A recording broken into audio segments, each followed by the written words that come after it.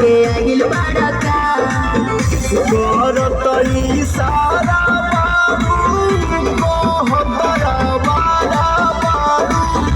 भड़केलू कैलो मजा डुबिया वाली